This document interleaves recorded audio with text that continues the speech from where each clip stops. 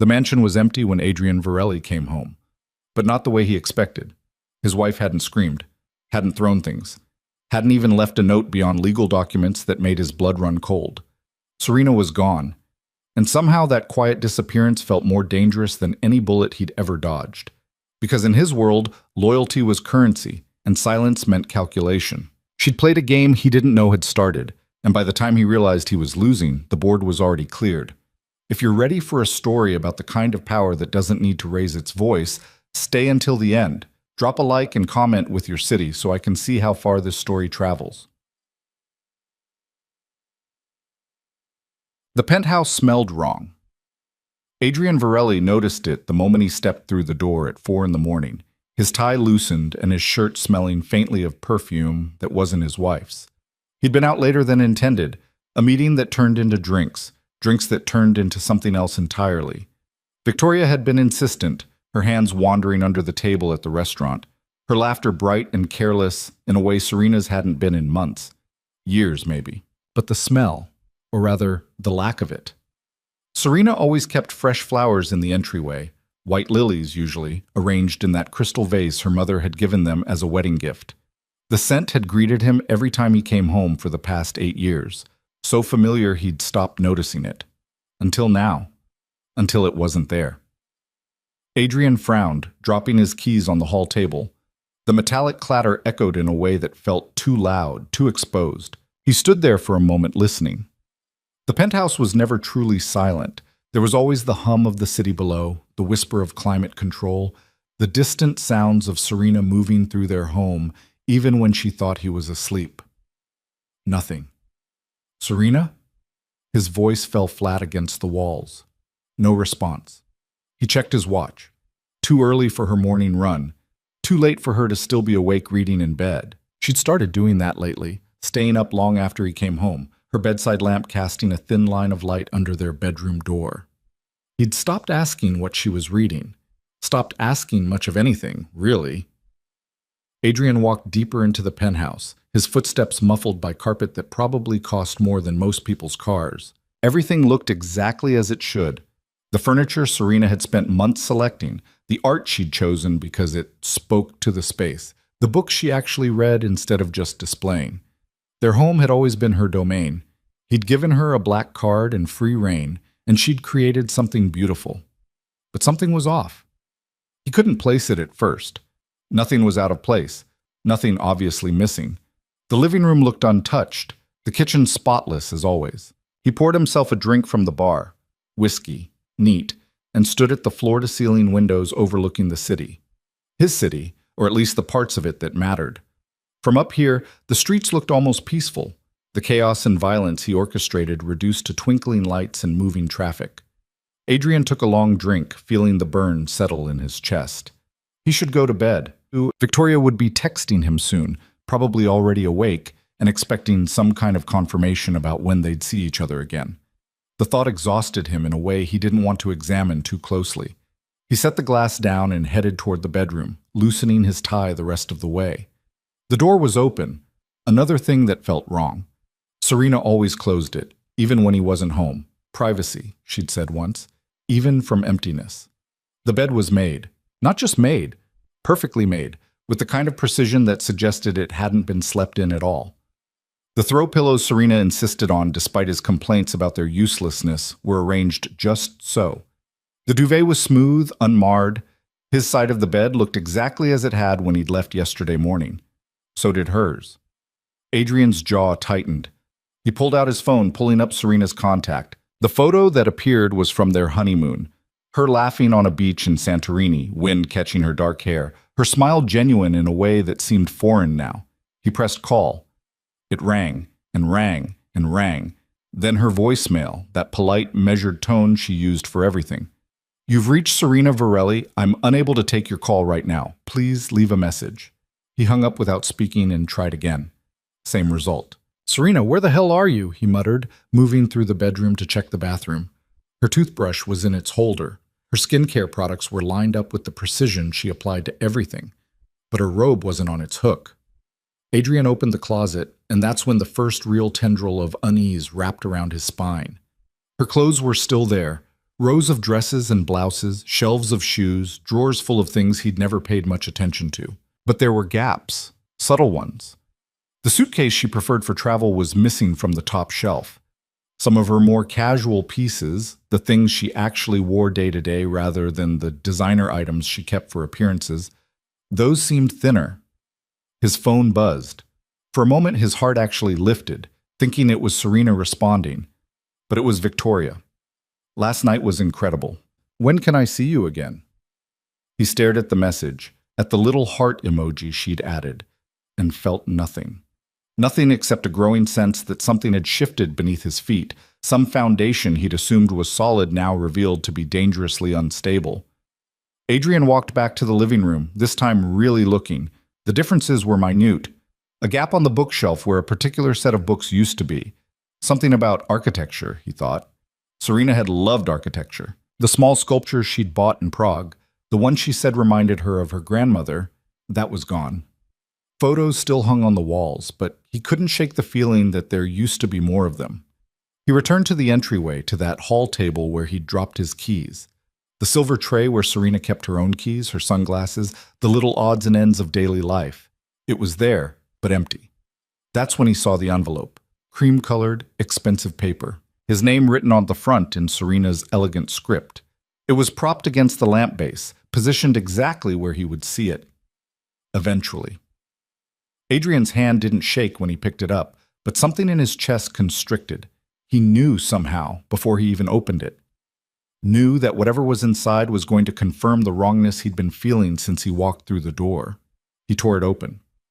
Inside were documents, legal documents, dense with text and official stamps. He scanned the first page, then the second, his jaw getting tighter with each line. Petition for dissolution of marriage, filed 3 months ago. Finalized 2 weeks ago. Every signature in place, every requirement met. Uncontested, clean, final. 3 months ago. While he'd been... The second document was shorter. A letter from her attorney confirming that all property divisions had been completed according to their prenuptial agreement. Serena had taken nothing she wasn't entitled to. Asked for no alimony, no additional settlement, just her personal belongings and the freedom to walk away. Adrian stood there, papers in hand, as the sun began to rise over the city. Orange and pink light spilled across the marble floors, illuminating the emptiness. The wrongness he'd sensed now had shape, had name. His wife had divorced him, not in some future tense, not as a threat or a negotiation tactic. She had already divorced him. The paperwork was done. The marriage was over. And somehow he'd been too distracted, too wrapped up in his own world, to notice until she was already gone. He read the filing date again. 3 months. 3 months of her moving through this penthouse, sleeping in their bed, sitting across from him at breakfast on the rare mornings they coincided, all while knowing she was already gone, just waiting for the paperwork to clear. His phone buzzed again. Another message from Victoria, this one with a photo he didn't bother to open. Adrian looked around his empty penthouse, at the life Serena had built here and then quietly dismantled, and felt something he hadn't experienced in over a decade. Fear. Not the kind that came from bullets or betrayal or business rivals making moves. This was different. This was the fear of realizing you'd already lost something and didn't even know you were supposed to be protecting it. He tried calling her again. Voicemail. He sent a text. Where are you? No response. No indication that she'd even read it. Adrian poured another drink, then another. He went through the penthouse room by room as the sun climbed higher, cataloging the absences.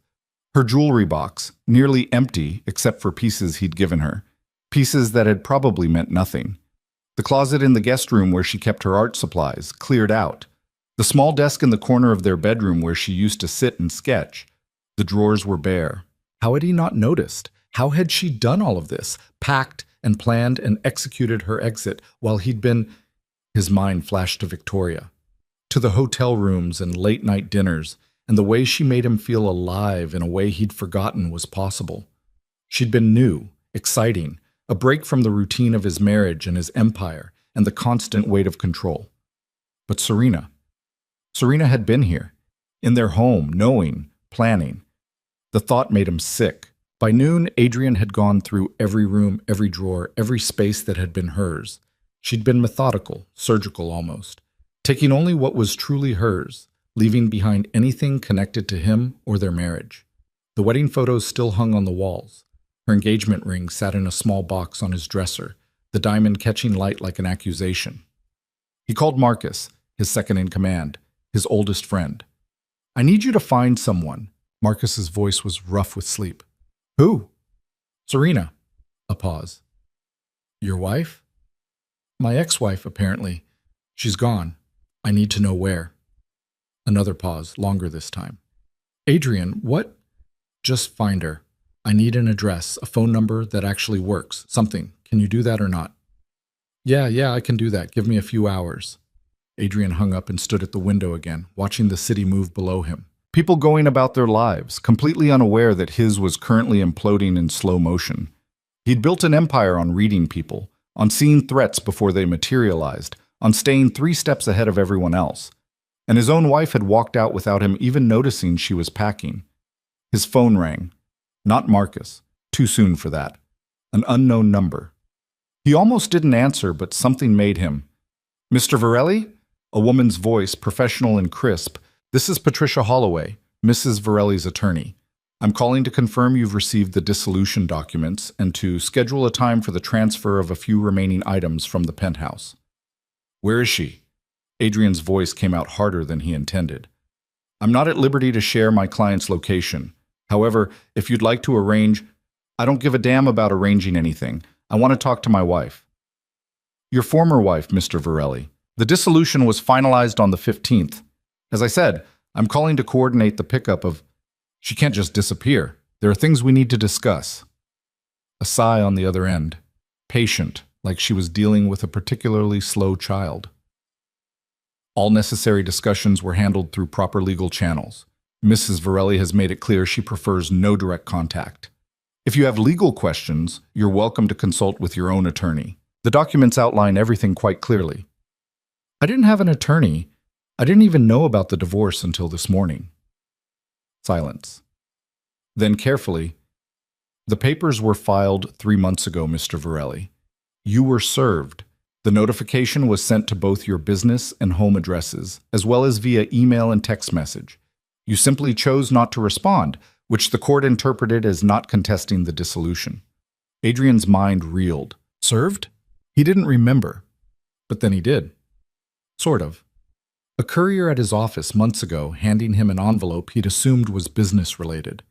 He'd been on his way to a meeting, distracted, and had told his assistant to handle it. There'd been emails too, probably, buried in an inbox he barely monitored because he had people for that. He'd thought they were handling it, or more accurately, he hadn't thought about it at all. "Mr. Varelli, are you there? When does she want to pick up her things? Would next Tuesday at 2 work for you? Will she be here?" "A representative will bet. Will she be here?" Another careful pause. "No, Mr. Varelli, she will not." He hung up. For the next 3 hours, Adrian tore through his home office, looking for any trace of the divorce papers, any evidence of what he'd missed. He found them eventually in a file his assistant had labeled "Personal Pending," unopened, unread, dismissed as unimportant in favor of deals and meetings and all the things that had seemed to matter more. The filing was thorough. Every asset accounted for, every division clean and fair. Serena hadn't tried to take him for anything. She'd followed the prenup to the letter, taking only what she'd brought into the marriage and what she'd earned independently. Which, he realized with a start, was more than he'd known about.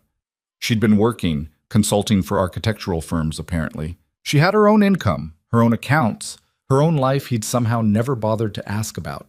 The petition cited irreconcilable differences. No mention of infidelity, though she could have. No request for spousal support, though she probably would have gotten it.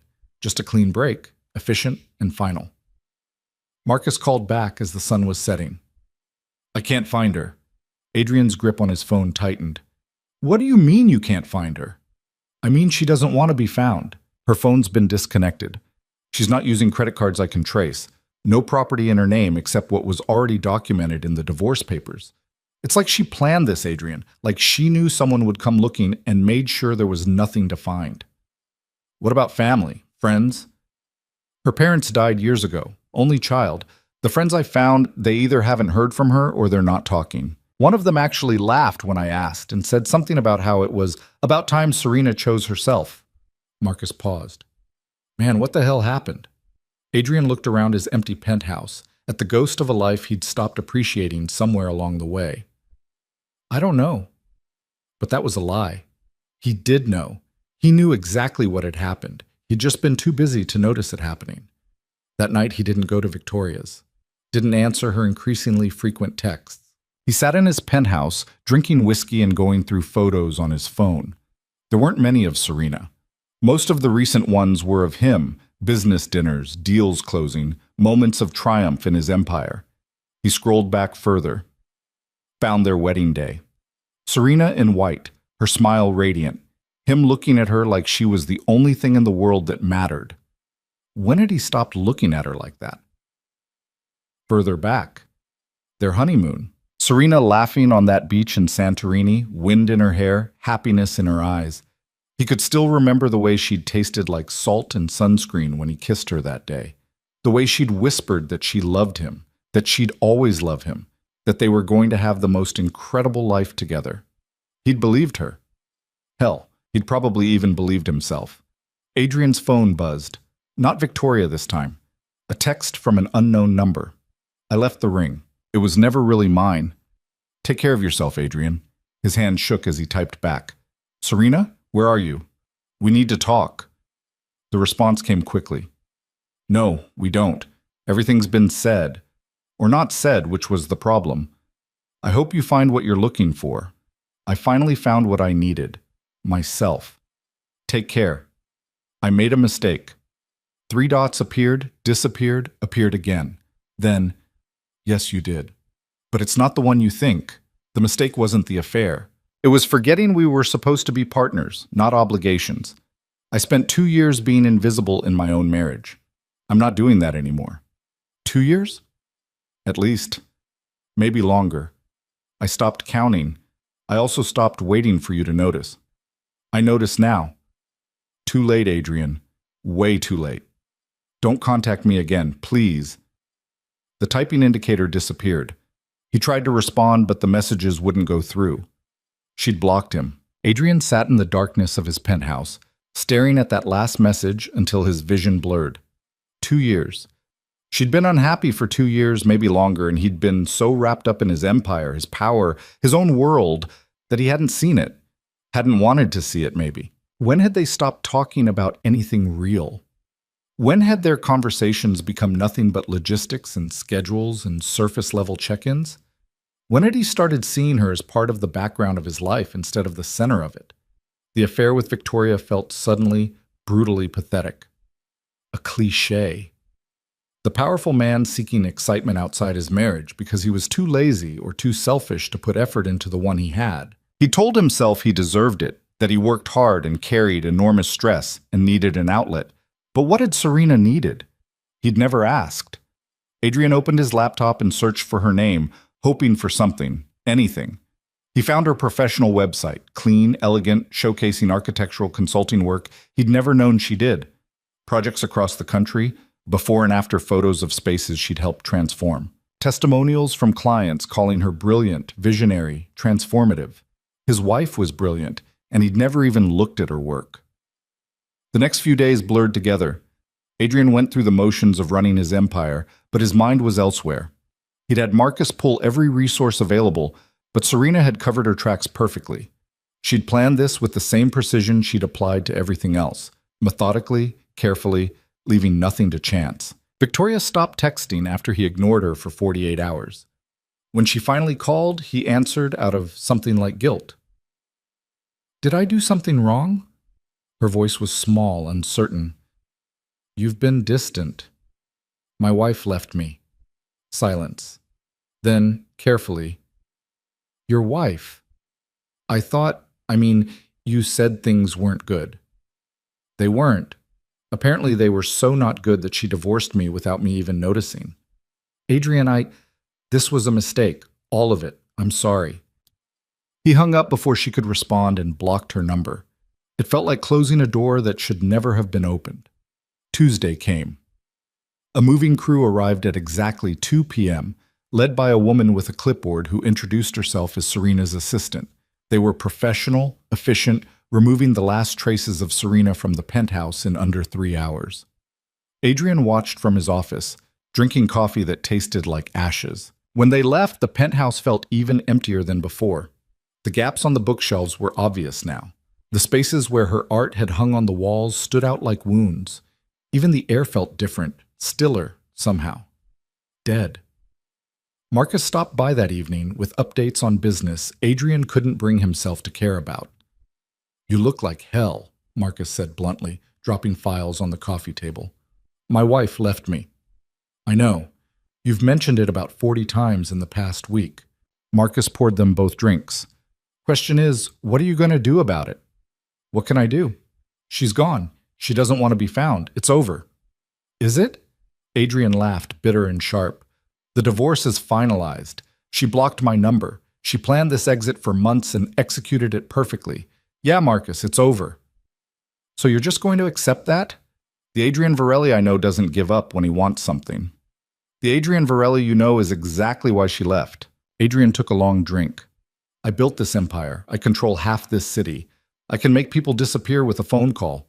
But I couldn't even keep my marriage together because I was too busy playing king to remember I had a queen." Marcus was quiet for a long moment. Then, "She loved you, you know. I saw it. The way she used to look at you, the way she'd light up when you came home. I remember thinking you were the luckiest bastard I'd ever met." "When was the last time you saw her look at me like that?" Marcus didn't answer. He didn't need to. "Exactly." Adrian set his glass down. "I killed it. Whatever we had, whatever we could have been, I killed it through neglect and arrogance and stupidity. She didn't leave me for another man. She left me for herself. Because being alone was better than being invisible. It's not too late to—" "It is!" She made that clear. "And you know what the worst part is?" Adrian's voice cracked. "She's right. She's absolutely right. If I could go back, if I could do it over. But I can't. And she shouldn't have to give me another chance. She spent years giving me chances I didn't even know I was getting. I don't deserve another one." Marcus left eventually, taking his files and his advice, and leaving Adrian alone in his empire of nothing. As night fell over the city, Adrian stood at the windows where he'd stood a week ago, when he'd first noticed the wrongness.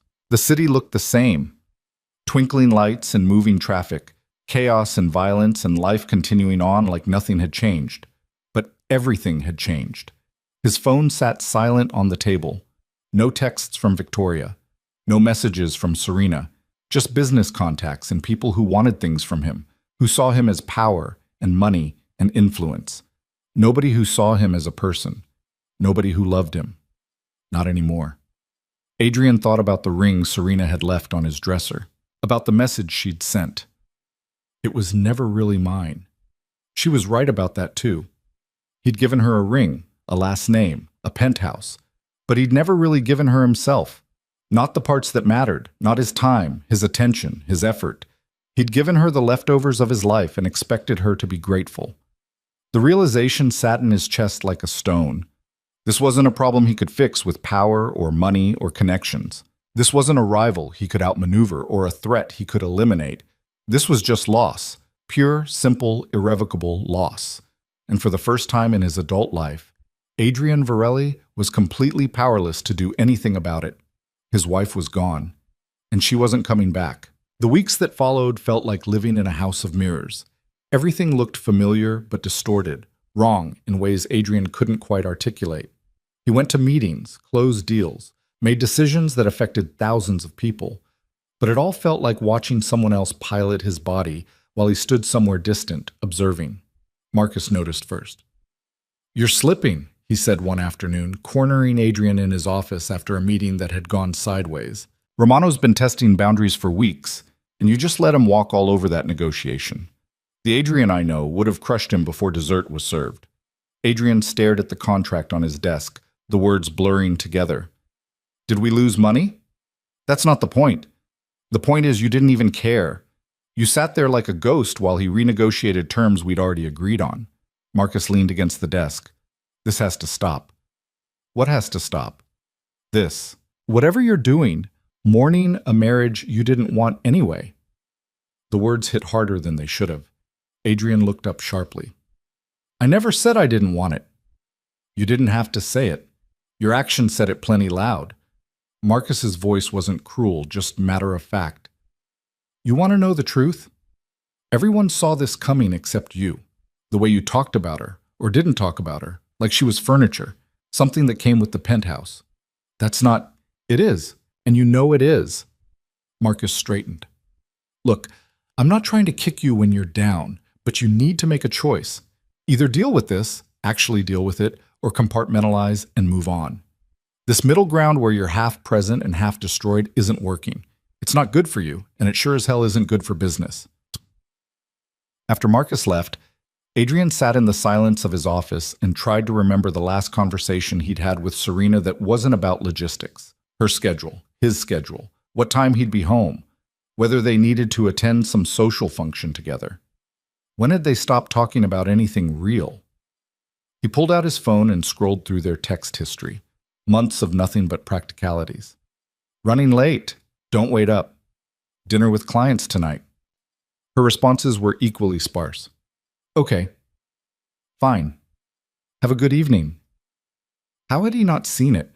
How had he looked at months of one-word responses and thought everything was fine? Because you didn't want to see it, a voice in his head whispered. Because seeing it would have required doing something about it, and that would have been inconvenient.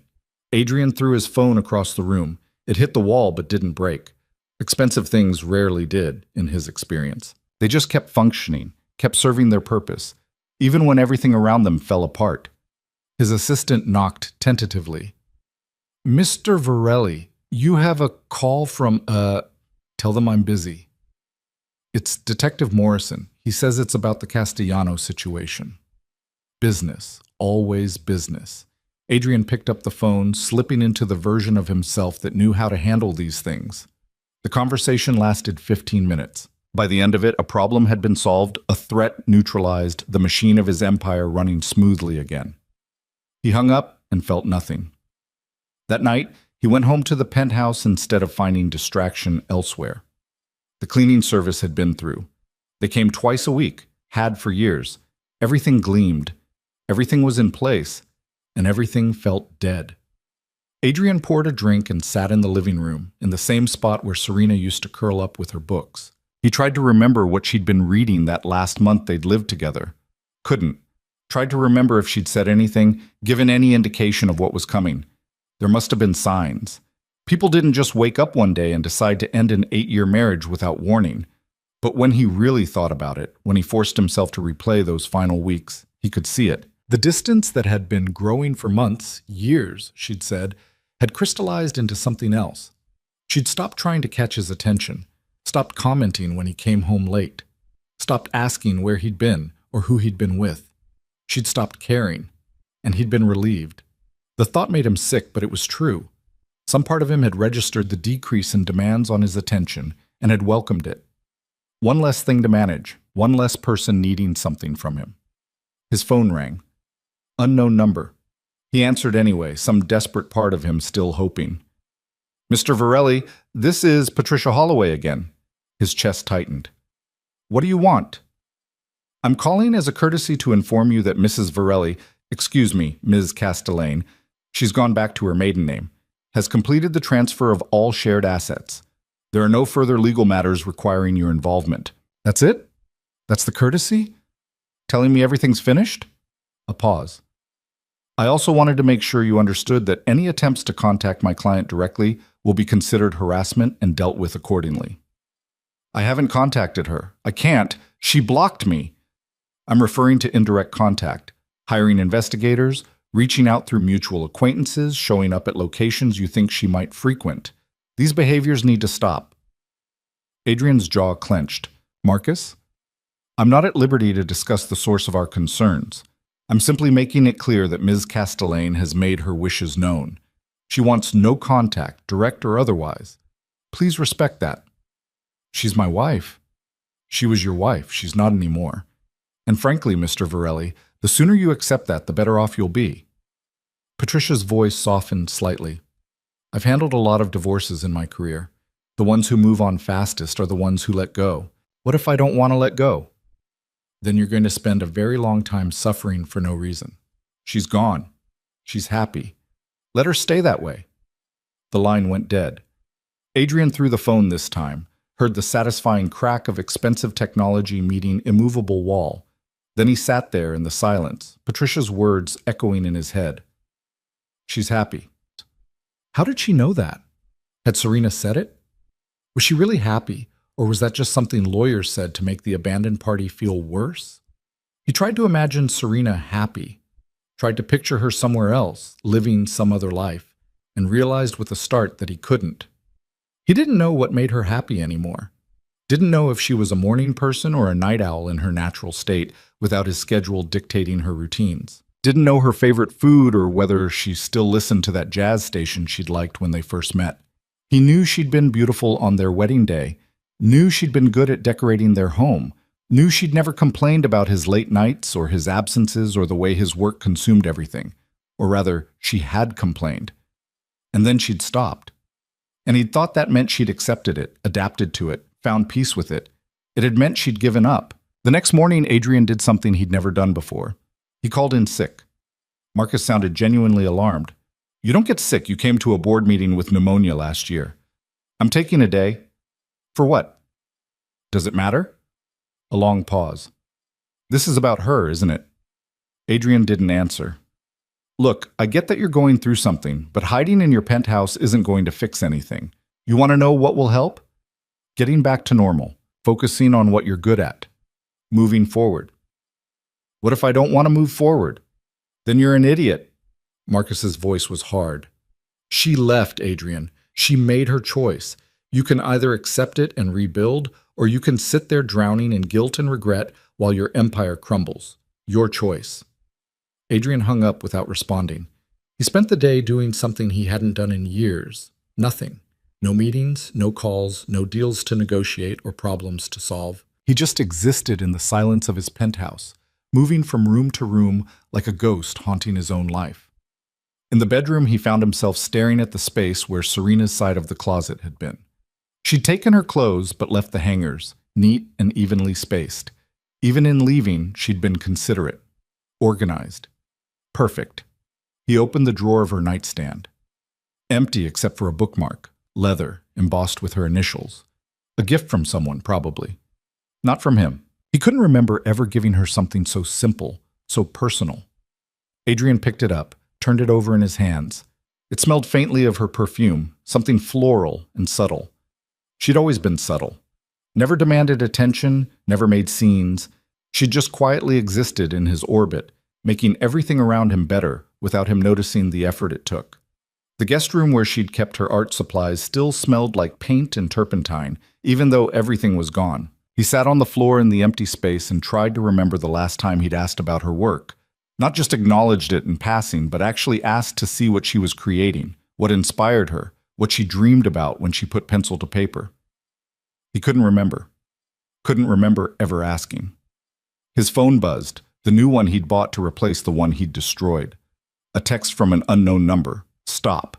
Just that one word. Adrian stared at it, his heart racing. Serena? No. This is Patricia Holloway. I'm using a temporary number because you blocked my office line. Marcus tried to find her again yesterday. I'm telling you one last time. Stop. You're making this harder than it needs to be. I just want to talk to her. Why? What could you possibly say that would change anything? Adrian's fingers hovered over the keyboard. What could he say? Sorry seemed inadequate. I love you seemed like a lie, or at least a truth that came too late to matter. I miss you was selfish, centered on his loss rather than her freedom. I don't know. But I need to try. You had 8 years to try. She's done giving you chances you didn't know you were getting. Move on, Mr. Varelli, for both your sakes. The number went dead, disconnected, probably another temporary phone used just for this message. Adrian sat there holding the useless device and finally let himself feel it. All of it. The grief he'd been pushing down, the regret that sat like poison in his chest, the crushing weight of knowing he'd destroyed the best thing in his life through nothing but neglect. He'd spent years building an empire, making himself untouchable, powerful, feared, And in the process, he'd forgotten that none of it meant anything if you had no one to share it with. He'd surrounded himself with money and influence and people who needed things from him, and he'd let the one person who'd loved him for himself slip away. Not slip. That implied accident, passivity. Serena hadn't slipped away. She'd walked away, deliberately and decisively, because staying had become unbearable. That night, Adrian went to one of his clubs, not to work, just to be somewhere that wasn't the penthouse. The place was packed, music pounding, people dancing and drinking and losing themselves in the moment. He sat at the VIP table and watched them, these people living their lives, and felt like he was looking at them from behind glass. A woman approached, young, beautiful, confident, exactly the type who used to catch his attention. "You look lonely," she said, leaning close to be heard over the music. "Want company?" Adrian looked at her, really looked. She was beautiful. She was interested. A month ago, he might have taken her up on the implicit offer, but now all he could think about was Serena, sitting alone in their penthouse, while he was out doing exactly this, being exactly this person. "I'm married," he said. "I don't see a ring." She took it back, said it was never really hers. The woman's expression shifted, uncertainty replacing confidence. I'm sorry?" "Yeah, me too." Adrian stood. "Enjoy your night." He left before she could respond, stepped out into the cool night air, and breathed deep. The city smelled like exhaust and concrete and possibility. He'd always loved that smell, the promise of it. Now it just reminded him of everything he'd prioritized over his marriage. Marcus called as Adrian was walking to his car. "Patricia Holloway just threatened to file a restraining order if I don't stop looking for Serena." "I know, she told me." "So we're done? Just like that?" Adrian unlocked his car, slid into the leather seat. "What else can we do? She doesn't want to be found. She's made that crystal clear." "This isn't like you. You don't just give up." "Maybe I should start." Adrian started the engine. "Maybe knowing when to stop is the first decent thing I've done in years." "You really loved her?" The question caught Adrian off guard. Had he? He'd married her, built a life with her, come home to her for 8 years. But love? Real love, the kind that showed up and paid attention and chose someone every day? "I don't know," he said finally. "I thought I did. But if I really loved her, how could I have treated her the way I did? How could I have been so blind? People make mistakes." This wasn't a mistake. It was years of choices, years of choosing everything else over her and expecting her to just accept it. Adrian pulled out of the parking lot. She deserves better than that. Better than me. So what now? Now I figure out how to live with what I've done. He hung up and drove through the city, no destination in mind. Eventually, he found himself in the neighborhood where he'd first met Serena, a gallery opening 10 years ago. He'd gone because someone important was going to be there, someone he needed to impress. Serena had been standing in front of a painting, completely absorbed, and something about the way she looked, the genuine interest on her face, the way she tilted her head as she studied the brushstrokes, had made him stop. He'd asked what she saw in it. She'd turned to him with this smile, surprised and pleased, and spent 20 minutes explaining the artist's technique, the emotional journey of the piece, the way light and shadow created tension. He hadn't understood half of it, but he'd been fascinated by her passion, her intelligence, the way she made art feel alive. They talked for hours that night, about everything, her work in architecture, his business, their families, their dreams. She'd made him laugh, made him think, made him want to be someone worthy of that smile. When had he stopped trying to be worthy of it? Adrian parked outside the gallery. It was closed now, dark windows reflecting the streetlights. He sat there remembering that night, the promise of it. They'd been so young. Well, he'd been 30, and she'd been 26, but it had felt young. Full of possibility. He'd promised her things that night after too much wine and too much honesty. He'd promised to always make time for her, to never let work consume everything, to build a partnership where they both mattered equally. He'd broken every single promise.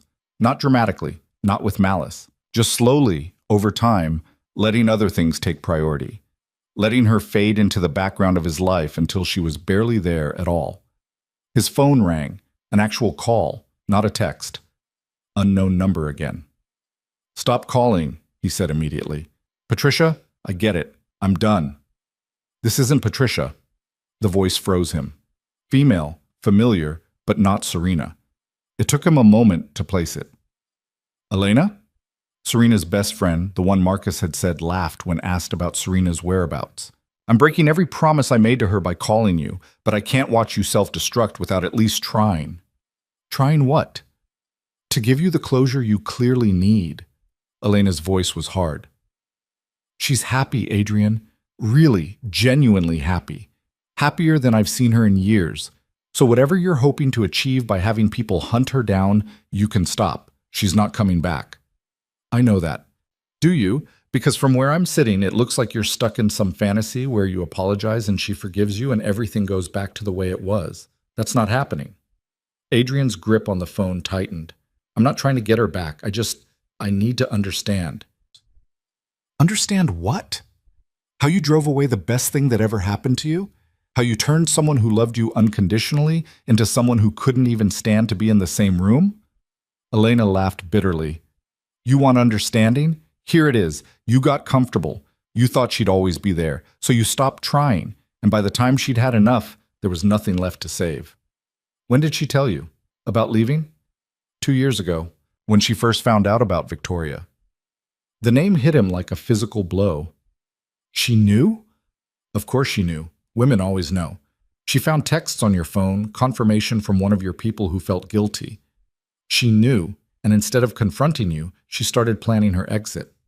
Elena's voice cracked slightly. Do you know what that says about a marriage? That your wife would rather spend 2 years preparing to leave than even try to fix it? Why didn't she say something? Why didn't she fight? Because she'd been fighting for years, and you never noticed. She fought for your attention, your time, your affection. She asked you to come home early, to take vacations, to just be present. And every time you had something more important to do. Eventually, she realized she was fighting alone, so she stopped. Adrian closed his eyes, memories flooding back. Serena asking if they could go away for their anniversary. Him saying he had a deal closing. Her face, that flash of disappointment she'd tried to hide. How many times had that happened? How many small rejections had he dismissed as no big deal? She loved me, he said quietly. She did. Past tense. And that love died slowly, painfully, while you were too busy to notice. By the time she filed for divorce, she was already gone emotionally. The paperwork was just making it official. Where is she? I'm not telling you that. But I will tell you this. She's not hiding because she's afraid of you. She's moved on because she deserves better. She's building a life where she's valued, where she's seen, where she's more than just an accessory to someone else's empire. I want her to be happy. Then leave her alone. That's the only thing you can give her now that she actually wants, your absence. Elena paused. I called because she doesn't know I have your number. She'd be furious if she knew, but I wanted you to hear it from someone who knows. It's over. Really, truly, irreversibly over. No amount of regret or apologies or grand gestures will change that. So do yourself a favor and move on. How? That's not my problem. Figure it out. Just don't make it hers. The line went dead. Adrian sat in his car outside that gallery until dawn broke over the city. Elena's words circled in his head, each one landing like a hammer blow. 2 years. Serena had known about Victoria for 2 years and had said nothing, had just quietly, methodically planned her escape. What did that say about him? About their marriage? That his wife would rather spend 2 years pretending than even give him a chance to fix it? But he knew the answer. She had given him chances. Hundreds of them. Every time she'd asked for his time and he'd said no. Every dinner she'd made that he'd missed. Every conversation she'd tried to start that he'd been too distracted to finish. Those had all been chances, and he'd failed every single one. He drove home as the city woke up around him. The penthouse felt smaller somehow, like the walls were closing in. He went to the bedroom and opened the drawer where he'd put Serena's ring. The diamond caught the morning light, throwing rainbows across the ceiling. She'd said it was never really hers. He understood now what she meant. He'd given her a ring, but not a real partnership. He'd given her his name, but not his attention. He'd given her a beautiful prison and expected her to be grateful. Adrian picked up the ring and turned it over in his palm. All that money, all that symbolism, and it had meant nothing in the end. Because what she'd needed, what any partner needed, wasn't expensive gifts or a fancy address. It was presence, effort. Someone who chose her every day, not just once at an altar. He'd failed at that. Failed so completely that she'd given up on him long before he realized anything was wrong. The question now was what to do with that knowledge. Marcus was right. He could compartmentalize, push it down, focus on work, and pretend the last 8 years hadn't been a waste. He could move on, find someone else, maybe even try to do better next time. But the thought felt hollow. He didn't want someone else. And he couldn't try again when he hadn't even figured out what he'd done wrong the first time. Or rather, he knew what he'd done wrong. He just didn't know how to be different. How to be the kind of person who showed up, who paid attention, who valued partnership over power. Adrian set the ring down and walked to the window. The city stretched out below him, all his territory, all his influence. He'd built something impressive, something that would probably last long after he was gone. And he'd done it by sacrificing the only thing that had ever really mattered. The sun climbed higher, light flooding the penthouse, exposing every empty corner, every space where Serena had been. Adrian stood there and let himself feel the full weight of it. Not just the loss, but the waste. 8 years with someone who'd loved him, and he'd spent most of them treating her like an afterthought. She was right to leave, right to plan it carefully, to make sure he couldn't follow, right to choose herself over a man who'd stopped choosing her years ago. And he was right to let her go, even if it destroyed him. The realization didn't make things easier. If anything, it made them worse. Adrian threw himself back into work with a vengeance that would have impressed even Marcus. 18-hour days became the norm. He expanded operations into 3 new territories, crushed 2 rival organizations, and doubled his legitimate business holdings in the span of 6 weeks. The empire grew, money flowed, power consolidated, and none of it meant a damn thing. "You're going to burn out," Marcus warned one night as they left a meeting that had stretched past midnight. "Even you have limits." "I'm fine." "You're not sleeping, barely eating. You look like hell." Adrian climbed into the back seat of his car. "The Romano deal closed. The Castellano problem is handled. We're positioned better than we've been in 5 years. I'd say I'm doing just fine." Marcus slid in beside him before the driver could close the door. "Pull over up here," he told the driver, then turned to Adrian. "We need to talk." "We just spent 6 hours talking." "Not about business. About the fact that you're destroying yourself and pretending it's productivity." The car pulled to the curb. Marcus dismissed the driver with a gesture, leaving them alone in the leather-scented darkness. "What do you want me to say?" Adrian asked. "That I'm struggling? That every morning I wake up in that empty penthouse and have to remember all over again that she's gone? Fine. I'm struggling. Now what? Now you actually deal with it instead of working yourself to death." "This is me dealing with it." "No, this is you running from it. There's a difference." Marcus's voice gentled slightly. "Look, I know I told you to compartmentalize, but I meant put it aside long enough to function, not bury it so deep you forget how to feel anything." Adrian laughed, bitter and sharp. "Feeling things doesn't seem to be working out so well for me." "Neither is this. You want to know what I see? A man who had everything and didn't appreciate it until it was gone. And instead of learning from that, you're doubling down on the exact behavior that cost you your marriage in the first place." The words hit too close. Adrian turned to look out the window at the city passing by. "What else am I supposed to do? I can't get her back. Can't fix what I broke. All I can do is keep moving forward." "You can stop. Just stop. Take a breath. Figure out who you want to be instead of who you've been. That's not how this works. The moment I stop, someone will see weakness. Someone will make a move. In this life, you keep moving or you get buried." Marcus was quiet for a long moment. Then, "Is that really why you can't stop? Or is it because stopping means actually feeling everything you've been running from?" Adrian didn't answer, couldn't answer, because Marcus was right, and they both knew it. The driver returned and they finished the ride in silence. When Adrian finally made it back to the penthouse, he found himself standing in the bedroom doorway, staring at the bed he'd barely slept in for weeks. The guest room had become his default, smaller, less empty, easier to pretend it had always been this way. His phone buzzed, a text from a number he didn't recognize. "You need to stop." Not Patricia this time, not Elena. The area code was local but unfamiliar. Who is this? Someone who cares about Serena, and you need to stop what you're doing. I'm not doing anything. I haven't tried to contact her in weeks. Not that. The expansion into the Riverside territory, the warehouse deal. Any of this ringing a bell? Adrian's jaw tightened. Business. This was about business. What does that have to do with Serena? Everything. That's her neighborhood now. The community center you're planning to demolish? She volunteers there. The small businesses you're forcing out? Those are her people. So I'm asking you, stop. His hands shook as he typed. She's there? In Riverside? I'm not telling you where she is. I'm telling you to leave that area alone. Find somewhere else to expand your empire. I can't just... It's already in motion. Contracts signed, deals made. Then unmake them. You're Adrian Varelli. You can do whatever you want. Question is whether you care enough to try. The messages stopped. Adrian called the number, straight to a disconnected tone. Another burner phone, another dead end. But the information was real.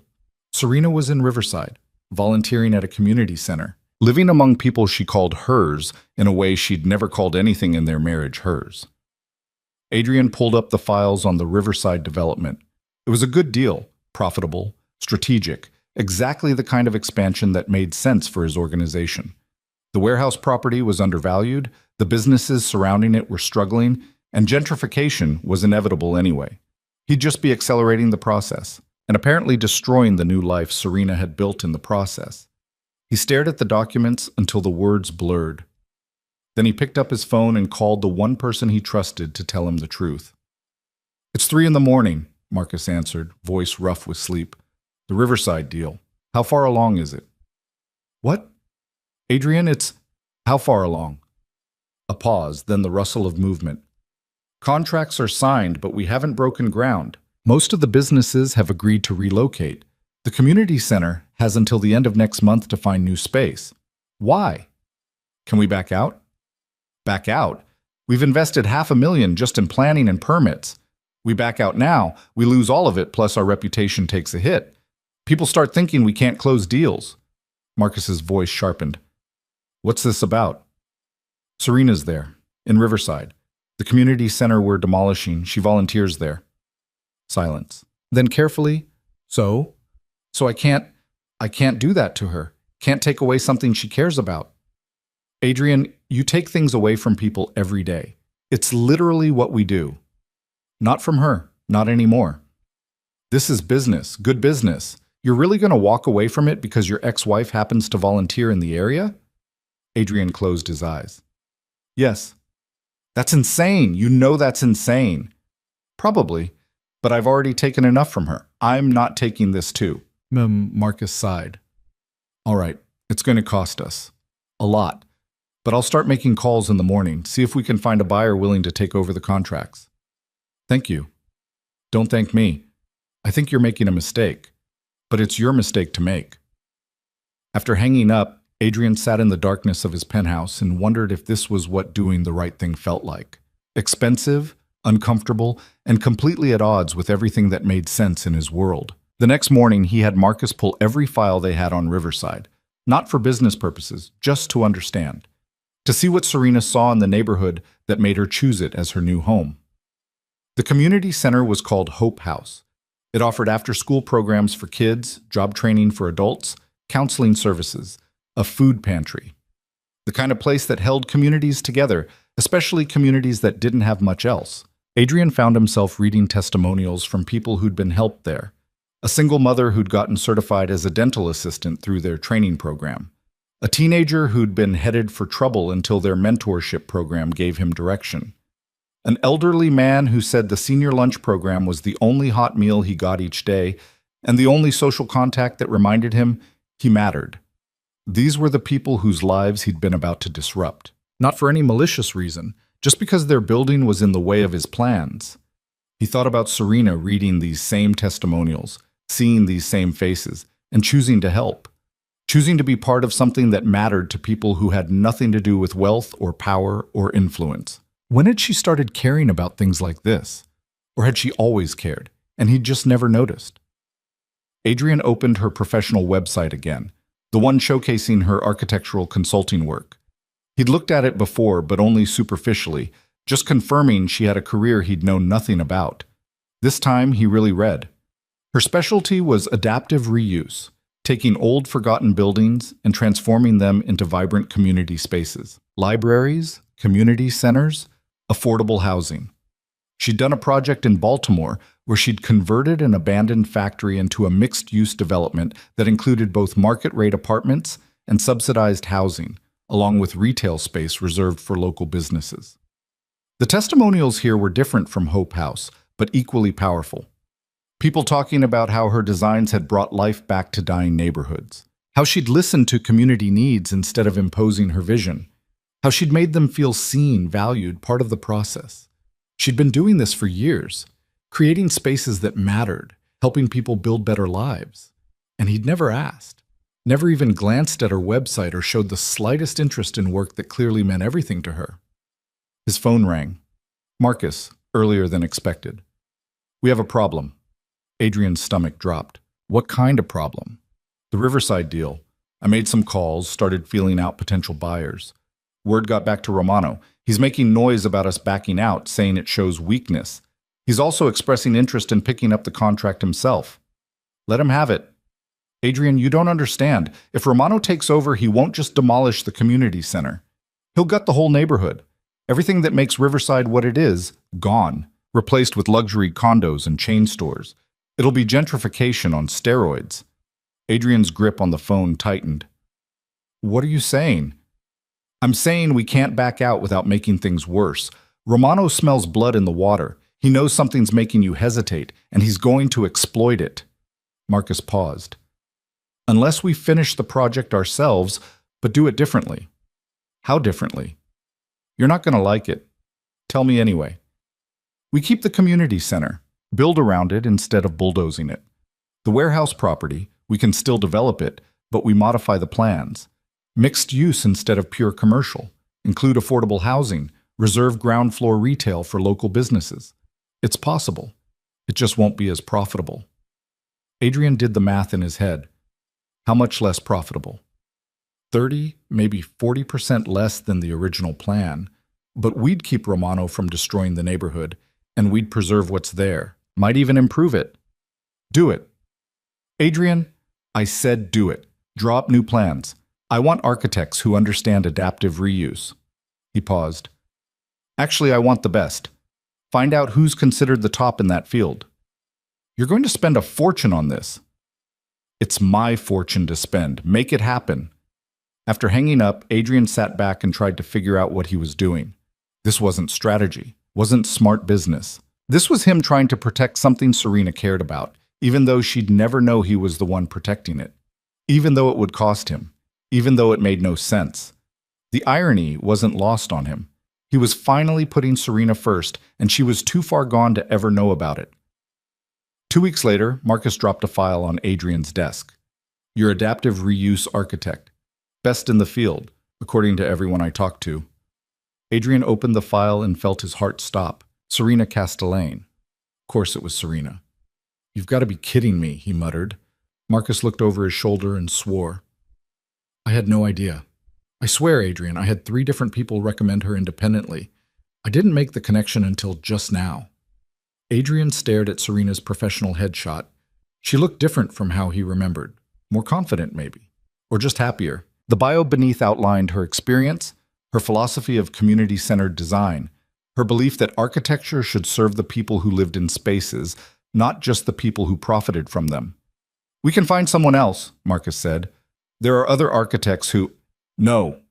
Adrian's voice was firm. "She's the best. The project deserves the best." "You can't be serious. You're going to hire your ex-wife?" "I'm going to hire the most qualified architect for a project that matters. The fact that she's my ex-wife is irrelevant. It's completely relevant. What are you going to do, sit in meetings with her? Pretend the last 8 years didn't happen?" "I don't know, but this project, it's important to the community. I'm not going to compromise it because of my personal issues." Marcus studied him for a long moment. "You're doing this on purpose, aren't you? You think working with her will give you a chance to— what? Apologize, explain, win her back?" "No, I know that's not happening." Adrian closed the file. "But maybe I can show her that I'm capable of being better. that I can do something right, even if it's too late to matter. That's the saddest thing I've ever heard. Probably. Set up the meeting. But Marcus, don't tell her who the client is until she's in the room. I don't want her to have a chance to say no before hearing the project details. That's manipulative. Yes, it is. Do it anyway. 3 days later, Adrian sat in his office waiting for a meeting he'd orchestrated and dreaded in equal measure. Marcus had set it up through Serena's professional contact, presenting it as a potential client interested in discussing a major adaptive reuse project. Nothing in the communication indicated who that client was. When his assistant announced her arrival, Adrian's hands shook. He stood, straightened his tie, and reminded himself to breathe. The door opened. Serena walked in, professional and polished in a charcoal suit, her dark hair pulled back, carrying a leather portfolio. She looked good, better than good. She looked alive in a way he didn't remember seeing in years. Then she saw him, and everything in her froze. No. The word was flat, final. Absolutely not. She turned to leave, but Adrian was already moving. Serena, please, just hear me out. There's nothing you could say that would make me want to work with you. She reached for the door handle. It's Hope House, the Riverside Project. I know you volunteer there. Her hand stilled on the handle. What about it? The development was supposed to demolish it. I stopped it, changed the entire plan to preserve the community center and the neighborhood character. But I need an architect who understands adaptive reuse. I need you. Serena turned slowly, her expression unreadable. You expect me to believe you suddenly care about community preservation? I expect you to look at the project brief and decide if it's worth your time. Adrian gestured to the conference table where he'd laid out plans, surveys, community impact studies. I'm offering you complete creative control, budget sufficient to do it right, and a client who will actually listen to what the community needs. She laughed, but there was no humor in it. You? Listen to community needs. I'm trying to be different. You're trying to manipulate me into working with you so you can, what, ease your conscience, feel better about yourself? Maybe. Probably. Adrian met her eyes for the first time since she'd walked in. But that doesn't change the fact that Hope House needs help. The neighborhood needs this done right, and you're the best person to do it. Serena stood there, conflict clear on her face. Finally, she walked to the table and looked at the materials he'd laid out. Her professional mask slipped as she read through the project brief, the community input documents, the preliminary plans that showed the community center not just preserved, but expanded. This is a lot of money, she said quietly. It's worth it. To who? You're going to lose your shirt on this project. Then I'll lose my shirt. Some things matter more than profit. She looked at him then, really looked, and he saw something flicker in her eyes. Surprise, maybe, or suspicion. When did you become someone who believed that? When I realized what I'd lost by not believing it sooner. Serena set down the papers and crossed her arms. If I take this project, and that's a massive if, we need ground rules. This is purely professional. No personal discussions, no attempts to rehash the past, no using this as an excuse to insert yourself into my life. Agreed. I communicate through your project manager. I don't want to work directly with you any more than absolutely necessary. Marcus can handle that. And the moment you try to use this project for anything other than its stated purpose, I walk. I don't care if it's half finished. I'm gone. Understood. She studied him for a long moment, and Adrian forced himself to stay still under her scrutiny. Let her see whatever she needed to see. I want to talk to the Hope House board, she said finally, and the neighborhood association. If they want me on this project, I'll consider it, but only if they want me, not you. That's fair? And I'm expensive, really expensive, especially for projects like this that require extensive community engagement. Send me your rates. Whatever they are, they're approved. Serena picked up her portfolio. I'll be in touch. Through Marcus. She was at the door when Adrian spoke again. For what it's worth, your work is incredible. The Baltimore project, the library in Phoenix, I looked at all of it. You're creating things that matter, that change lives. I'm proud of you. Her hand tightened on the door handle, but she didn't turn around. You don't get to be proud of me. You lost that right when you stopped paying attention. Then she was gone, Leaving Adrian alone in his office with the ghost of her perfume in the air and the sharp sting of truth in his chest, Marcus appeared in the doorway moments later. Well, how did it go? She didn't say no. She didn't say yes, either. It's a start. Adrian returned to his desk, suddenly exhausted. Make sure the Hope House board knows we're interested in hiring her. And Marcus, make sure they know this is about the project, not about me trying to get close to her. Is it about the project? Adrian thought about the question. About Serena walking into his office looking happy and successful and complete without him. About the way his chest had tightened seeing her, knowing she was better off without him in her life. Yeah, he said finally. It is. She deserves to do work she's good at. The community deserves her expertise. What I deserve is irrelevant. Marcus left without comment, and Adrian sat alone with the realization that this was what loving someone actually looked like. Not possession or control or expectation. Just wanting them to be happy, even if that happiness had nothing to do with you. Even if it hurt like hell. Over the next week, Serena met with the Hope House board, the neighborhood association, and various community stakeholders. Marcus kept Adrian updated through brief text messages. She was asking the right questions, listening to people's concerns, designing with the community instead of for them. Everything Adrian should have done in their marriage, but never had. The board voted unanimously to hire her. The neighborhood association gave their enthusiastic support. Even the businesses that would be affected by the development expressed cautious optimism after hearing her plans. Serena sent her contract through Marcus. Her rates were indeed expensive, but worth every penny for what she was proposing. A design that honored the neighborhood's history while creating space for growth. Affordable housing integrated seamlessly with market-rate units. Retail spaces sized for local businesses, not just chains that could afford premium rent. It was brilliant. And it was everything Adrian's original plan had lacked: heart. He approved the contract without changes and sent it back through Marcus with a single note. Thank you for taking this on. Her response came back the same way. This is for the community, not for you. And that was fine. That was how it should be.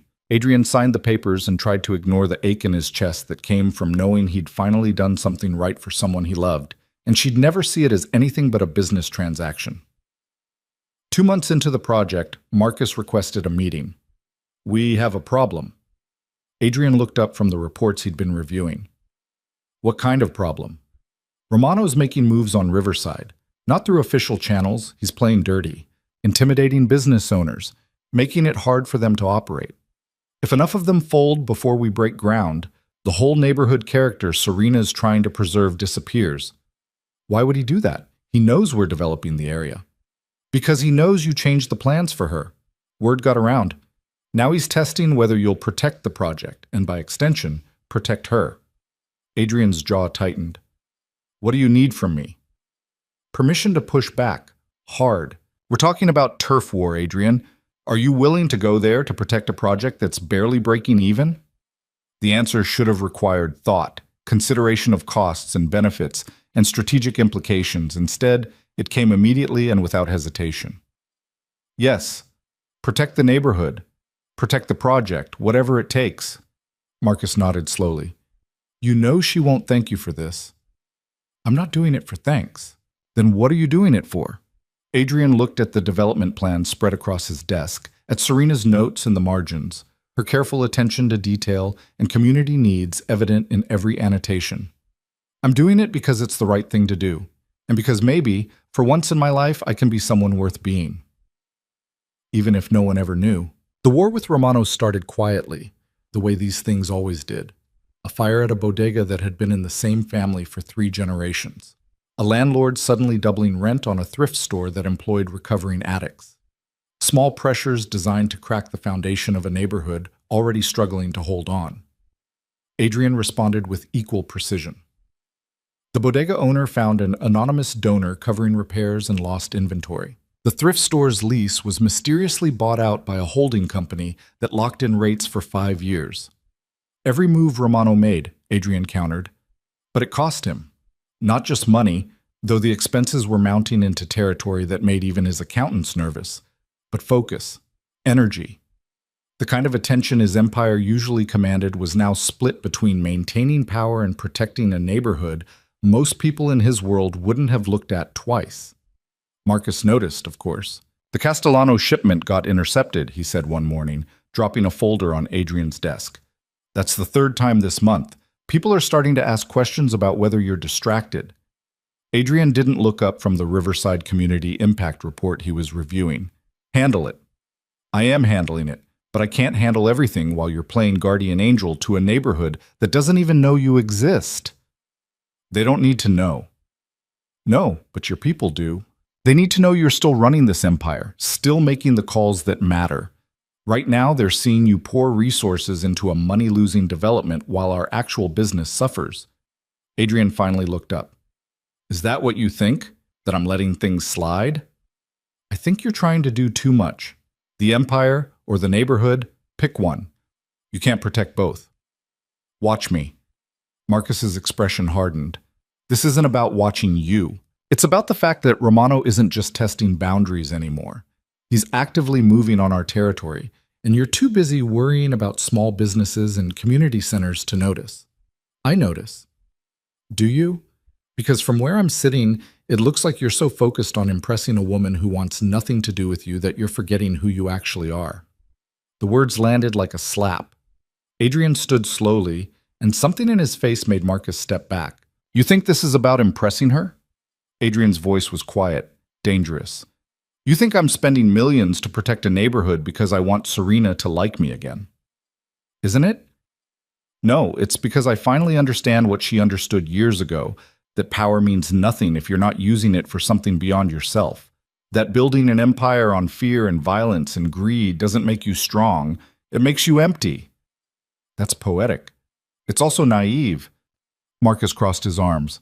You want to know what happens to people in our world who start caring about communities and doing the right thing? They get eaten alive. Romano's betting on you going soft, and every day you prove him right. Adrian moved around the desk until he was inches from Marcus's face. I am not soft. I am making a choice about what kind of power I want to have. And if that choice means Romano thinks he can take me, let him try. I'll bury him the same way I've buried everyone else who's gotten in my way. The difference is, I'll sleep better afterward.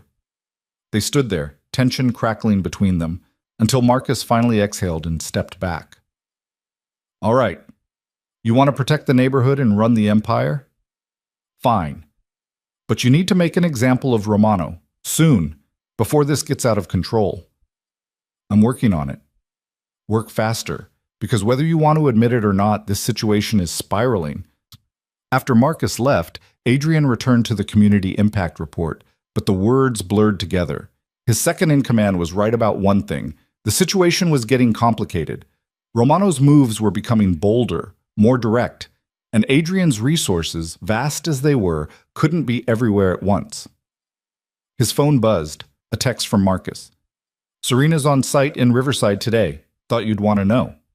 Adrian stared at the message. He hadn't seen her since that first meeting months ago. All communication had gone through Marcus, all approvals handled at a distance. It was cleaner that way, safer. But the thought of her in Riverside, walking the neighborhood Romano was actively targeting, made his chest tight with a fear he couldn't quite name. He texted back. Is she safe?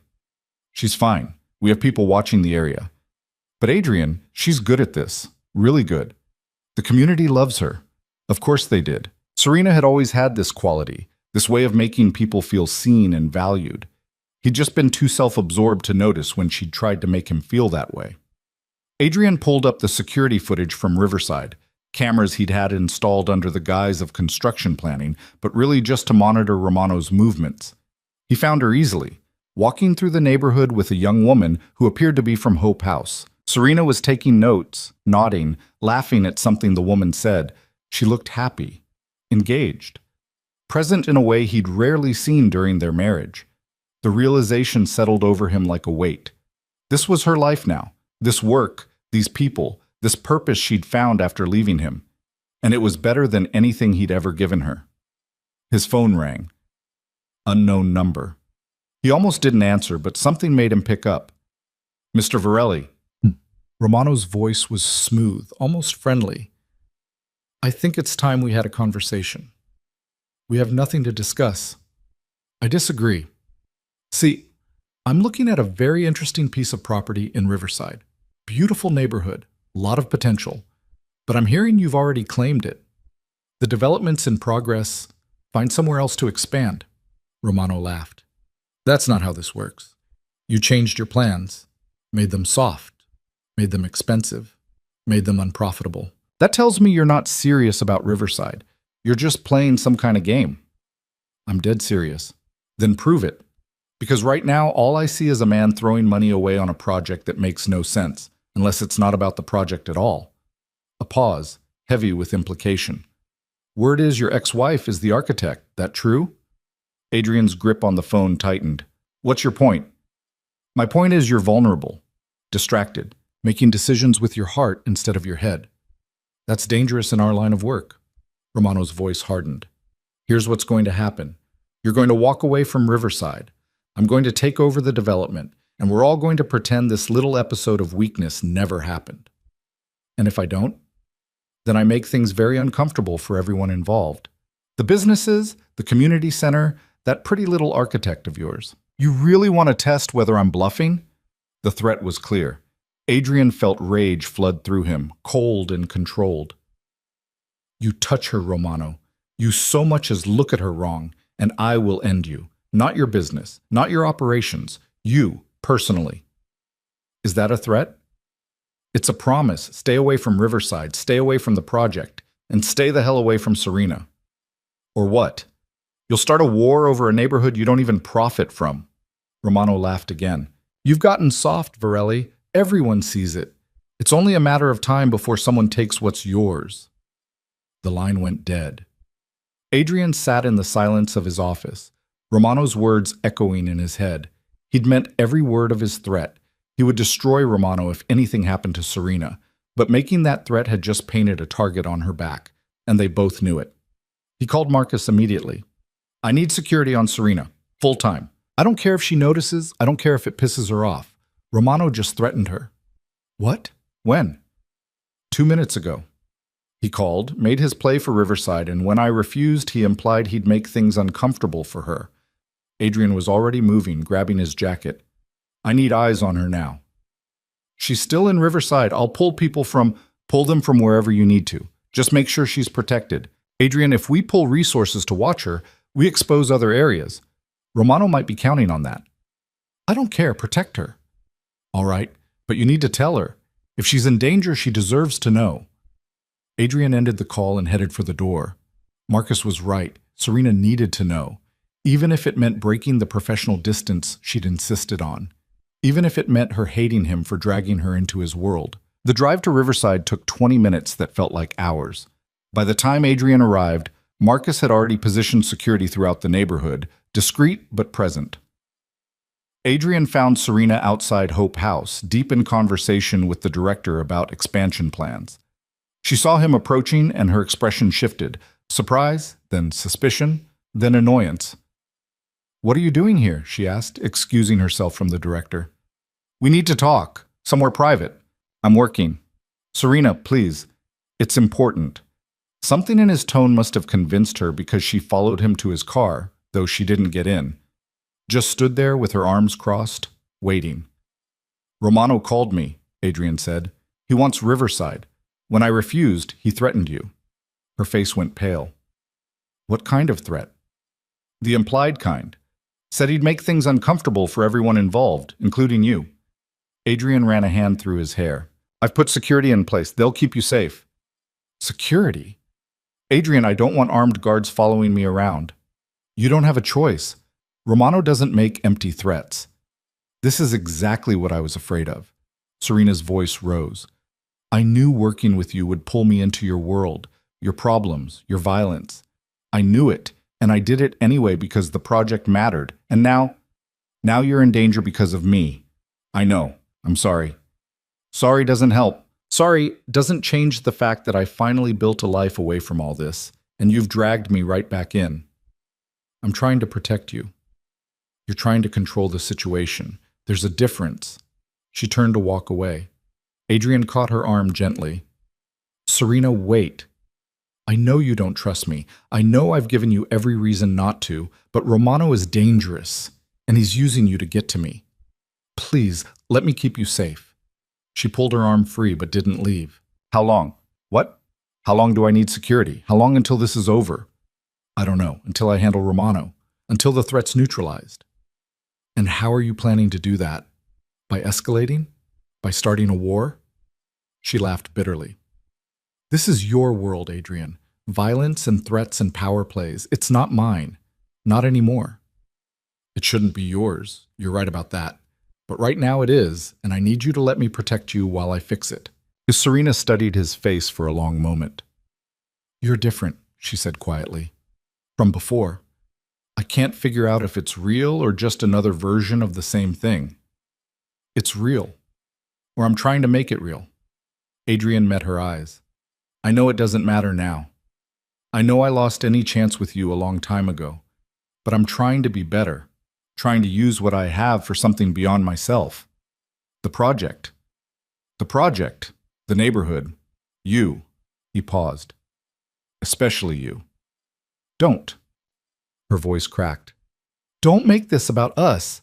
There is no us. There hasn't been for years, even when we were married." "I know, but that doesn't mean I stopped." He caught himself. "It doesn't matter. What matters is keeping you safe until this is over." Serena wrapped her arms around herself. "I hate this. I hate that I can't just do my work without being pulled into your wars." "I know. I'm sorry." "Stop apologizing. It doesn't change anything." She looked back at Hope House. "Will the project be affected?" "Not if I can help it. The development continues as planned. You keep doing what you're doing. The only difference is security watching your back." "And if Romano escalates anyway?" "Then I'll handle it." "How?" Adrian's jaw tightened. "However I need to." She flinched at that, and he saw the confirmation in her eyes. The reminder of who he was, what he was capable of. The distance between who he was trying to be and who he'd always been. "I'll accept the security," she said finally. "But Adrian, when this is over, when Romano's handled and the project's complete, I don't want to see you again. No more contact, no more projects, no more anything. We go back to being strangers." The words shouldn't have hurt as much as they did. He'd known this was temporary, that her involvement in the project didn't mean forgiveness or second chances. But hearing her say it out loud, hearing her draw that line so clearly, felt like losing her all over again. "Understood," he managed. Serena nodded and walked back to Hope House without another word. Adrian watched her go, then pulled out his phone and called Marcus. "How do you want to handle Romano?" "The way we should have handled him weeks ago. I want every piece of leverage we have on him compiled. Every debt, every dirty secret, every vulnerability. And then I want a meeting." You're going to negotiate?" "I'm going to give him one chance to walk away cleanly. If he refuses, we bury him." "About time," Marcus said. "I'll have everything ready by morning." That night, Adrian couldn't sleep. He lay in the darkness of his penthouse, thinking about the look on Serena's face when he'd told her about Romano's threat. The fear she'd tried to hide. The anger at being pulled into a world she'd worked so hard to escape. He'd done that to her. Again. Even trying to protect her, even trying to be better, he'd still managed to cause her pain. His phone buzzed. A text from one of the security team. "Subject secure at residence, no unusual activity." Subject. They were calling Serena the subject, like she was a witness in protective custody, instead of a person whose only crime was taking a job from the wrong client. Adrian got up and went to his office, pulling out every file they had on Romano. Marcus had been thorough. Financial records showing money laundering, connections to 3 unsolved murders, evidence of bribes paid to city officials. Enough to destroy Romano 10 times over, but using it meant escalation. Meant confirming that he was willing to go to war over Riverside, over the project, over Serena. Once that line was crossed, there was no going back. The question was whether he was willing to cross it. He thought about Serena's words. "You're trying to control the situation. There's a difference." She was right. Protection and control often looked the same from the outside, but the motivation mattered. Was he doing this to keep her safe, or to prove something to himself?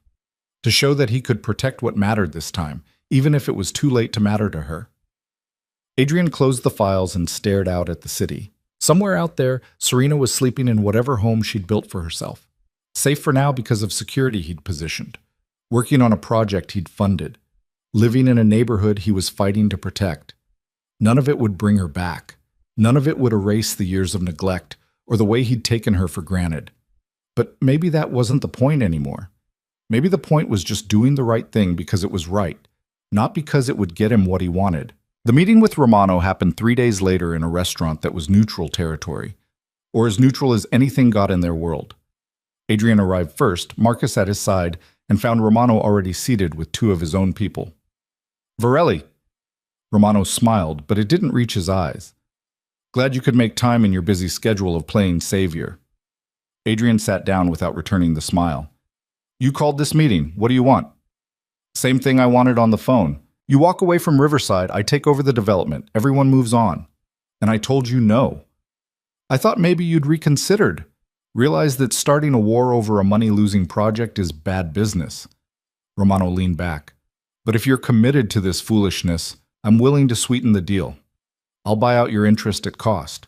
You don't lose money, you don't lose face, you just walk away. The project isn't for sale.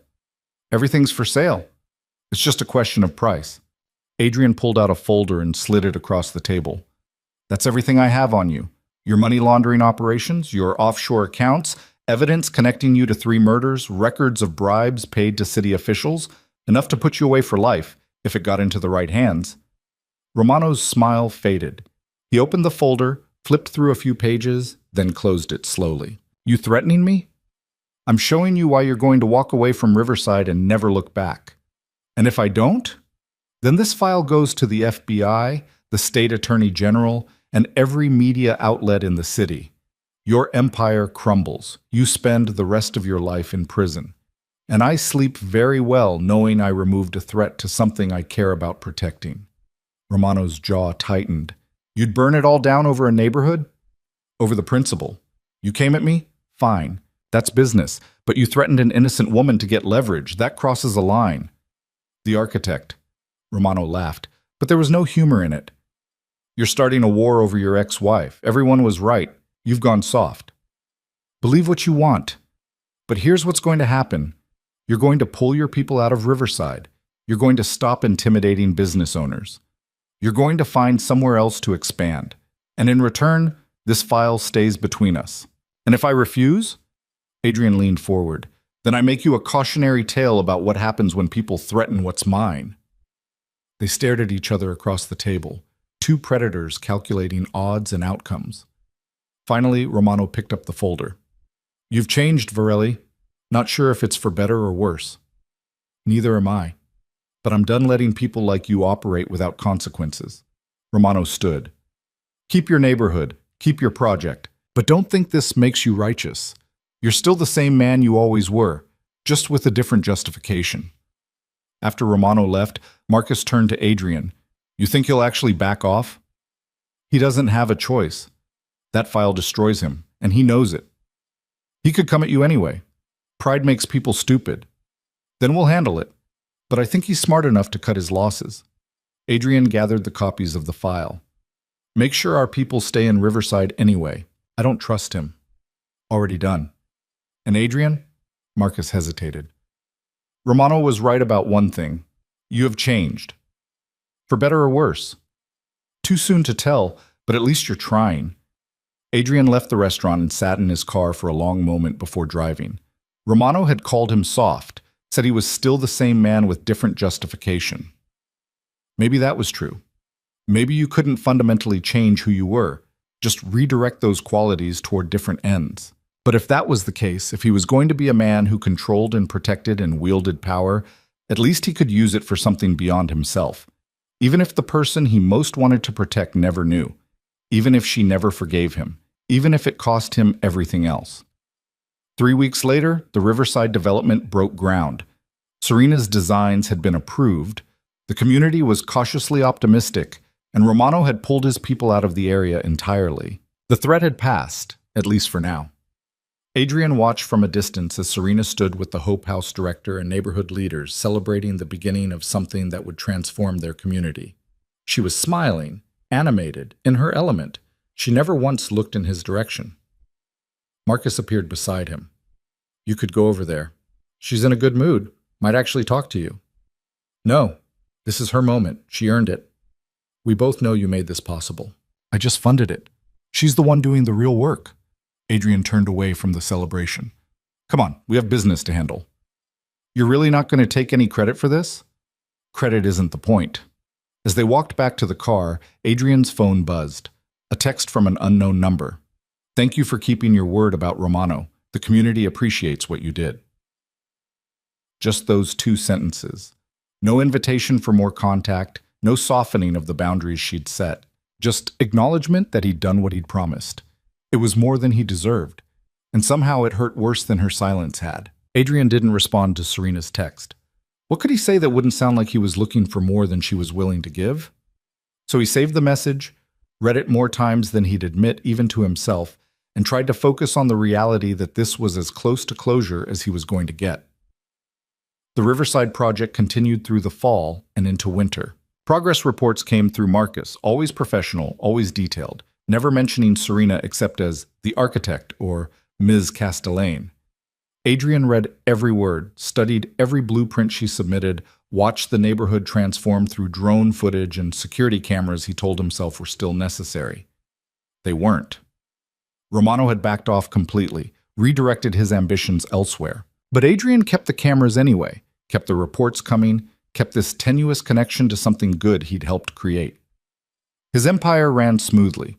The problems that had cropped up during his distraction got resolved.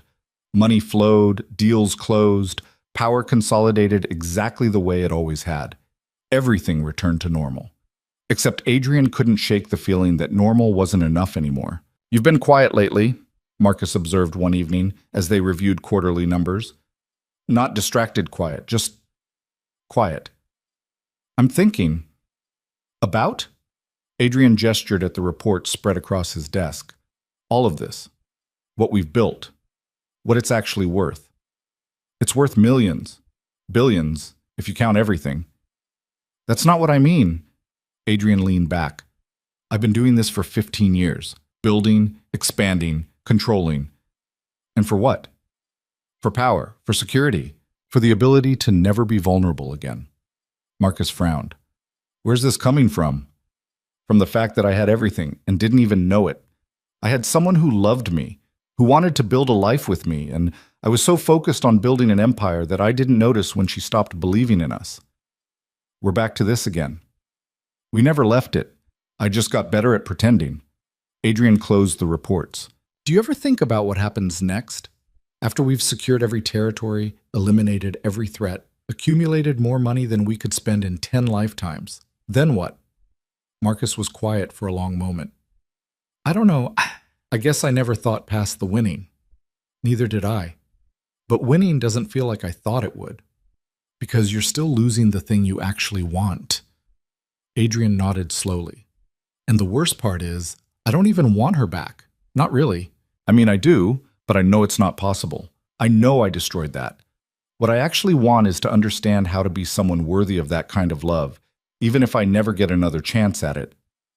That's... Marcus trailed off.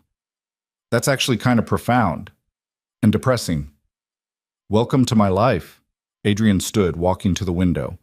The city stretched below, all his territory, all his influence. I've been thinking about making some changes. What kind of changes?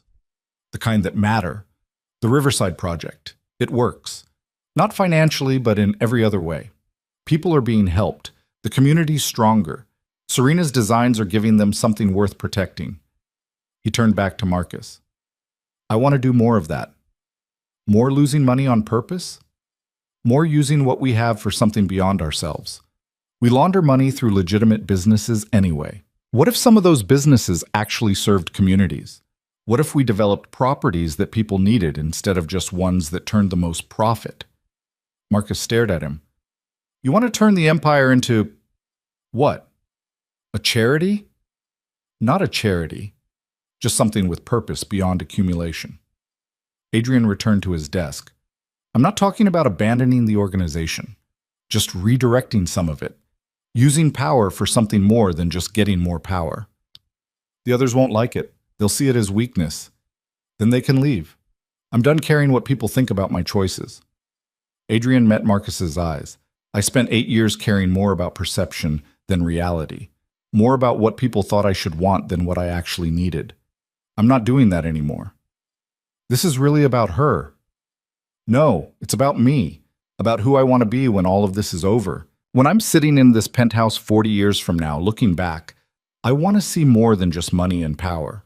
I want to see that I actually mattered, that I made things better instead of just taking what I wanted. Marcus absorbed this, his expression unreadable. Then, all right, what's the first step? We identify areas like Riverside, neighborhoods that need investment, not gentrification, communities that could thrive with the right support, and we use our resources to actually help instead of exploit.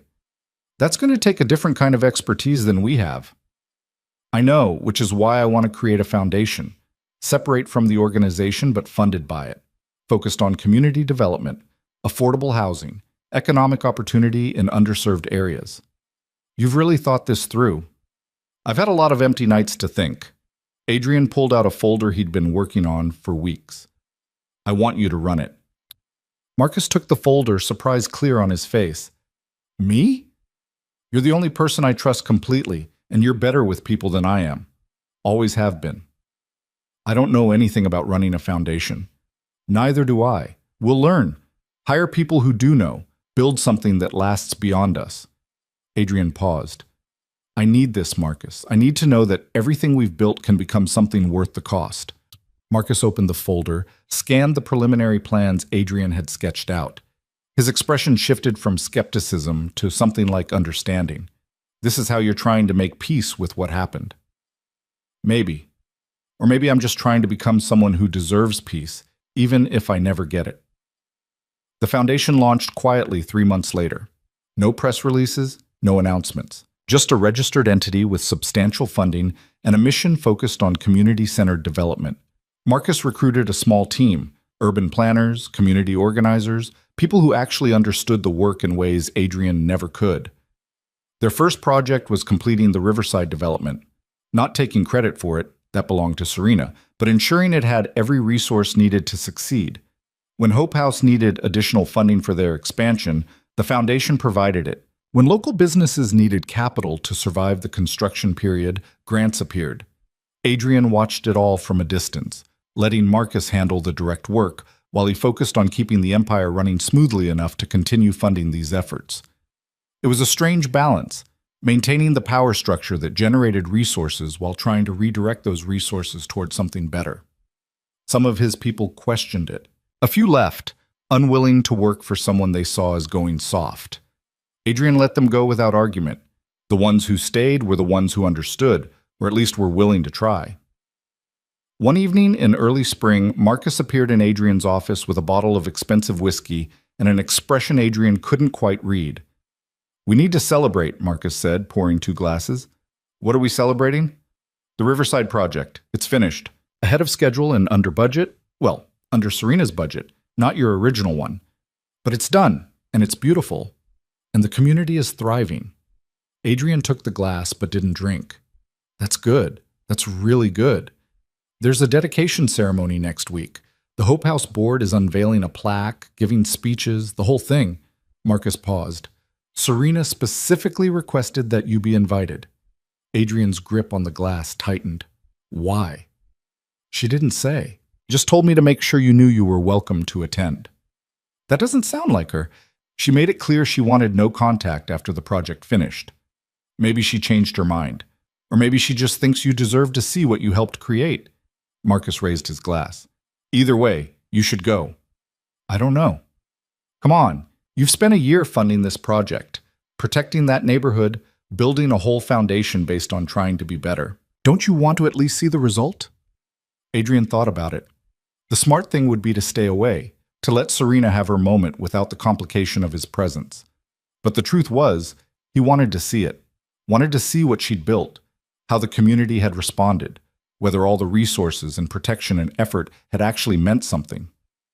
"All right," he said finally, "I'll go. But I'm staying in the back. No speeches, no credit, no interaction unless she initiates it." "Agreed." Marcus clinked his glass against Adrian's. To doing things that matter. To trying, anyway. The ceremony took place on a Saturday afternoon, the kind of perfect spring day that made the city feel almost hopeful. Adrian arrived early, parking a block away and approaching on foot. He could hear music and voices before he even turned the corner. The community gathered, children playing, the smell of food from vendors setting up. The transformation was stunning. Where there had been struggling businesses and neglected buildings, there was now vibrant life. The warehouse he'd planned to demolish was now a mixed-use building with affordable apartments above local shops. The community center had doubled in size, its new additions seamlessly integrated with the original structure. Green spaces dotted the blocks, pocket parks where there had been vacant lots. It was everything Serena had promised in her designs, but better. Because it wasn't just aesthetically pleasing, it was alive, functional, serving the people it was built for. Adrian found a spot near the back of the crowd as the ceremony began. The Hope House director spoke first, talking about what the project meant for the neighborhood. Then the neighborhood association president, sharing stories of businesses saved and families housed and kids given safe places to play. Finally, Serena took the microphone. She looked different than she had at the groundbreaking. More confident, maybe? Or just happier. She wore a simple dress and spoke without notes, her voice carrying clearly across the crowd. "This project wasn't mine alone," she said. "It belonged to everyone here. Every meeting where you told me what you needed. Every time you pushed back on my ideas and made them better. Every hour you spent volunteering to make this vision real. This is your neighborhood, your community, your home. I just helped you shape it." The crowd applauded, and Serena smiled. Then her eyes scanned the gathering and stopped when they found Adrian. For a moment, they just looked at each other across the distance. He couldn't read her expression. "I also want to acknowledge someone who isn't here to take credit but should be recognized anyway." Serena's voice was careful, measured. This project almost didn't happen. The original development plan would have destroyed what made this neighborhood special. But someone changed course. Someone chose community over profit, chose to invest in people instead of just property. Someone protected this place when it needed protecting. She wasn't looking at Adrian anymore, but he felt every eye in the crowd searching for whoever she meant. That person knows who they are, and I want them to know that what they did mattered. It made a difference. It changed lives. Serena paused. Sometimes people surprise you. Sometimes they grow in ways you didn't think possible. This project is proof that change is real, that people can choose to be better, so thank you for choosing better. The ceremony continued, but Adrian barely heard it. His chest felt tight, his eyes burned. She'd acknowledged him without naming him, given him credit while respecting his desire to stay hidden. It was generous in a way he didn't deserve. When the official program ended and the crowd dispersed into celebration, Adrian considered leaving. He'd seen what he came to see, heard what he needed to hear. Staying would just complicate things. But before he could move, Serena appeared beside him. "You came," she said quietly. "You invited me. I wasn't sure you'd actually show up." They stood there awkwardly, two people who'd once known each other intimately, now strangers navigating uncertain territory. "It's beautiful," Adrian said finally. "What you created here. It's better than anything I could have imagined." "That's because you were imagining a building. I was imagining a community." Serena looked out at the celebration. "Thank you for letting me do it right. I should be thanking you for taking the project, for not walking away when things got complicated. It was worth the complication." She turned to him. "Can we talk? Somewhere quieter?" Adrian followed her to a small park area at the edge of the development. They sat on a bench overlooking a playground where children were already testing the equipment, their laughter bright in the spring air. "I wasn't going to say anything," Serena began. "I was going to let the project finish and go our separate ways like we agreed, but I couldn't let today pass without, I don't know, closure maybe? Or acknowledgement." "Of what?" "Of the fact that you're different. Really different. I didn't want to believe it at first. I thought it was manipulation or guilt or some game I couldn't see. But watching you these past months, seeing the choices you made, the way you handled Romano, the foundation Marcus told me about," she trailed off. "You've changed. I'm trying to. I don't know if I'm succeeding. You are. Not perfectly. Not in some fairy tale transformation where everything's fixed. But you're trying, and that matters. Serena was quiet for a moment. I hated you for a long time, for the affair, for the neglect, for making me feel invisible in my own marriage. But mostly I hated you for wasting what we could have been. I'm sorry. Let me finish. She held up a hand. I hated you, and then I pitied you, and then I just felt nothing. When I filed for divorce, I was already gone emotionally. The paperwork was just making it official. I didn't think I'd ever feel anything for you again, except maybe relief that I got out. Adrian's throat tightened. And now? Now I don't know what I feel. This project, watching you choose the community over profit, seeing you actually listen instead of dictate, it reminded me of the man I met 10 years ago. The one who asked what I saw in a painting and actually cared about the answer. She looked at him. I'd forgotten he existed. I think you did too. I did. I got so caught up in building power that I forgot why I wanted it in the first place. To protect the people I loved. To create something meaningful. Instead, I just accumulated more and more until I had everything except what actually mattered. Is that why you did this? The project, the foundation, to prove you could be that person again? Maybe at first, but somewhere along the way it stopped being about proving anything. It just became the right thing to do. Adrian turned to face her. I know I can't fix what I broke. I know we're not getting back together. I'm not asking for that or expecting it. But I need you to know that meeting you, losing you, it forced me to look at myself, really look, and I didn't like what I saw. So you changed. I'm trying to, every day. It's harder than I thought it would be. Serena smiled sadly. Change always is. But Adrian, you're doing it. This neighborhood, these people, you gave them a chance at something better. That's not nothing. It doesn't make up for what I did to you. No, it doesn't, and it's not supposed to. What you did to me was between us, and that's over. This, she gestured at the neighborhood. This is for them. Don't confuse the two. Adrian nodded, understanding settling over him. She was right. He'd been conflating his attempts to be better with somehow earning forgiveness or redemption from her. But that wasn't how it worked. Being better now didn't erase being terrible then. It just meant choosing a different path forward. Can I ask you something? Serena said. Anything. That night you came home and found the divorce papers. When you realized I was gone. What did you feel? Adrian thought back to that morning that felt like a lifetime ago.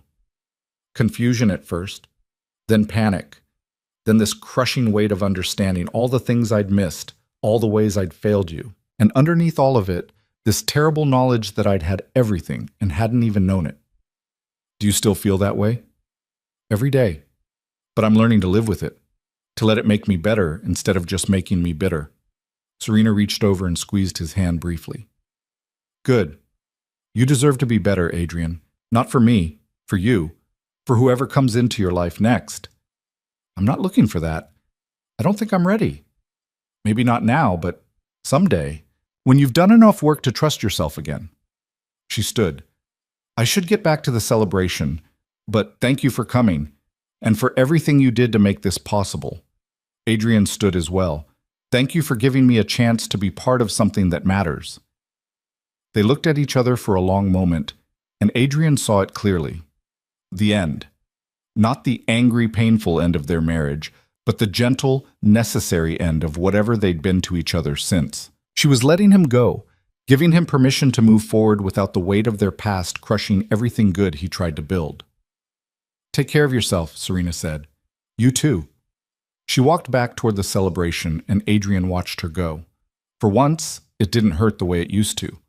There was sadness, yes, and regret, but also something like peace. She was happy, thriving, creating beautiful things that made the world better. And he was learning to be someone who could do the same, even if their paths would never cross again. Marcus appeared beside him. How did it go? It went. We talked. Got closure, I think. Good closure or bad closure? The only kind that matters. Real closure. Adrian took a deep breath. I'm ready to go. They walked back to the car in silence. As they drove away from Riverside, Adrian looked back once at the celebration still going strong. Serena was surrounded by community members, laughing at something someone said, fully present in a way she'd never been during their marriage. She'd found herself after leaving him, found purpose and joy and a life that fit who she actually was instead of who he'd needed her to be. And maybe that was its own kind of happy ending, even if it wasn't the one he'd wanted. The foundation continued to grow over the following year. More projects launched in neighborhoods across the city, always community-centered, always focused on preservation and empowerment rather than displacement. Adrian stayed in the background, letting Marcus and the team take credit while he focused on ensuring the resources kept flowing. His empire shifted too. Not dramatically. He was still who he was, still operated in the gray areas where power and money intersected. But the purpose changed. Instead of accumulation for its own sake, it became about generating resources to fund the work that mattered. Some nights he still stood in his penthouse, feeling the emptiness. But increasingly, those nights were balanced by days where he saw the tangible results of different choices. A community center opening, families moving into affordable housing, small businesses thriving instead of being forced out. It wasn't redemption, wasn't absolution, was just evidence that change was possible, that the second half of his life could look different from the first. Marcus stopped by one evening with news. I ran into Serena at a community board meeting. Adrian looked up from the reports he'd been reviewing. How is she? Good. Great, actually. She's engaged. The words hit harder than expected, but Adrian managed to keep his expression neutral. That's good. She deserves to be happy. She asked about you, how you were doing, what you were working on. I told her about the new projects, the foundation's expansion. Marcus paused. She said she was proud of you. Not in a condescending way, genuinely proud. That's unexpected. She also said something else, said she hopes you find someone who gets to know the version of you that's emerging, that you deserve to be loved for who you're becoming, not just who you were. Adrian felt something crack in his chest, not the sharp pain of loss, but something gentler. Release, maybe. The final letting go of what might have been in favor of accepting what was. She's generous, he said quietly. She is, always was. Marcus sat down. You going to be all right? Yeah, I am, actually. And the surprising thing was, he meant it. Serena moving on with someone else didn't erase the work he'd done on himself, didn't invalidate the changes he'd made or the good that had come from his attempts to be better. Good. Because we have a meeting with the mayor's office tomorrow about that housing initiative, and I need you focused. Adrian smiled. When am I not focused? These days? Never. It's almost annoying how dedicated you've become to actually helping people. Careful, you're starting to sound like you approve. Maybe I do. Maybe watching you become someone who uses power for good instead of just accumulation is inspiring. Don't let it go to your head. After Marcus left, Adrian walked to the window and looked out at his city. Somewhere out there, Serena was planning a wedding to someone who presumably saw her, valued her, chose her every day. Someone who'd learned from his mistakes without having to make them. He hoped whoever it was knew how lucky they were. His phone buzzed. A message from the foundation team with photos from a ribbon cutting at one of their new community centers. Families smiling, kids running through fresh painted halls, elderly residents gathering in common spaces designed with their needs in mind. This was his legacy now. Not an empire built on fear and control, but a network of communities given the resources to thrive. Not perfect. Nothing he touched would ever be perfect. But better. Meaningful. Adrian saved the photos and returned to his work. The reports, the plans, the constant effort of maintaining an empire while trying to transform what that empire represented. It was exhausting, complicated, sometimes felt impossible, but it was worth it. Because somewhere in the city, a neighborhood was thriving because he'd chosen community over profit. Families had homes because he'd redirected resources toward need instead of greed. People's lives were measurably better because he'd decided to be better. Serena had been the catalyst for that change, but she wasn't the reason he maintained it. He maintained it because once you understood what actually mattered, once you saw the difference between accumulation and meaning, you couldn't go back to not knowing. Power was still power. Money was still money. But what you did with those things, that was where character lived. And Adrian was finally, painfully, slowly building character worth having. The penthouse felt less empty these days, not because he'd filled it with new relationships or distractions, but because he'd filled himself with purpose. The silence wasn't lonely anymore. It was just space to think, to plan, to figure out the next right thing to do. Years from now, when he looked back on his life, he wouldn't remember the deals or the territory or the accumulated wealth. He'd remember the moment he came home to an empty house and realized he'd lost the only thing that truly mattered. And he'd remember what he chose to do after that loss. Not to win her back. That was never possible. Not to ease his guilt. That was too self-centered. But to become someone worthy of the love he'd been given and thrown away. To use the power he'd spent years accumulating for something beyond himself. To prove that change wasn't just possible but necessary. Serena had taught him that in leaving. Had shown him through her silence that sometimes the most powerful thing you could do was walk away from what wasn't serving you and build something better. He'd learned the lesson, just years too late for it to matter to her, but not too late for it to matter to everyone else whose lives he could touch with the resources and influence he'd spent so long building. Adrian returned to his desk and pulled up the plans for the Foundation's next project. More work to do, more communities to serve, more chances to be better than he'd been. Serena was moving forward into happiness with someone who deserved her. And he was moving forward too, into a life defined not by what he'd lost, but by what he chose to build from the wreckage. It wasn't the ending he'd wanted, but maybe, finally, it was the ending he'd earned. And in the space between want and deserve, Adrian Varelli was learning to live with himself. One community project at a time, one better choice at a time. One quiet step away from the man he'd been and toward the man he was still learning to become. The city lights stretched out below him, infinite and indifferent. Somewhere in those lights, Serena was living the life she'd chosen, the life she'd fought for, the life she deserved. And somewhere in those same lights, families were sleeping in homes his foundation had helped create. Communities were thriving in neighborhoods his resources had protected. Lives were better because he'd finally understood that power without purpose was just another kind of poverty. Adrian closed his laptop and stood at the window, looking out at everything he'd built, and everything he'd lost, and everything he was still learning to become. The silence wasn't forgiveness, but it was, finally, peace. And for a man who'd spent years not even knowing what he was missing, peace was more than he'd dared to hope for. It was enough.